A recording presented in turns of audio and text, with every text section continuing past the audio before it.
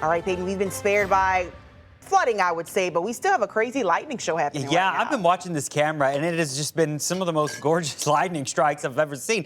It's probably not going to do it now that we're on camera, and it's a little shy, but let's see if we can catch one here this morning. All right, 5:16 as we get you out the door. A live view from our View Orleans Tower camera. This is on top of the Four Seasons there. This is looking down towards Barataria Bay and Grand Isle, and we've had some very impressive lightning strikes, those ones that just crawl across the sky, and of course, it's not going to do it, but if you take my word for it, I promise it has been quite a show this morning. And if you're down there in Barataria Bay or Grand Isle, you certainly know what's going on down there. And you can see some of that lightning right there. That's what it looks like. We're starting to see this thunderstorm start to wind down, though. Lightning's gone from 300 strikes to only about 70 at this point. But right, coming down pretty good right there in Barataria Bay. And the rest of us are doing fine right now. I don't have much rain around the region if you're getting out on the road right now. Temperatures today are going to get to the 90s. We'll have a 40% chance of storms. This is just copy paste, rubber stamp, whatever you call it. We're just going to continue in our regular summertime pattern through the end of the week. Now, I do think there's a slightly better shot of rain early next week. So Sunday and Monday,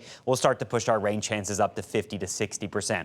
With all that being said, we're a normal weather pattern. We don't have anything in the tropics. This right here is a healthy plume of Saharan dust. Typically this time of year, especially in June and July, we do get these big plumes of Saharan dust. And it looks like this one is going to be making a run at Cuba and Florida as we go through the middle of the week. Some of this haze trying to get us up to us by the end of this week. And then here comes another plume of dust coming out of the Atlantic and over the islands by the end of this week as well. So we'll just continue to watch for some rounds of dusty, dry air, and with all this going on out here, nothing in the tropics is going to try to form.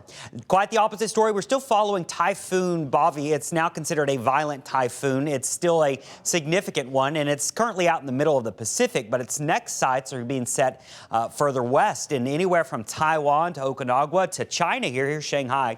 That's where this typhoon is heading by the end of this week. So just a heads up for travel plans. This is really the only cyclone that's spinning across the globe. That's impressive. And yeah, Taiwan, Okinawa, and the areas around China, especially near Shanghai, are going to be watching this by the end of the week. It won't be nearly as strong once it reaches there, but still a nonetheless powerful typhoon. So there you go. For us, it's our regular pattern. We're going to be in the low 90s. That's right where we should be this time of year.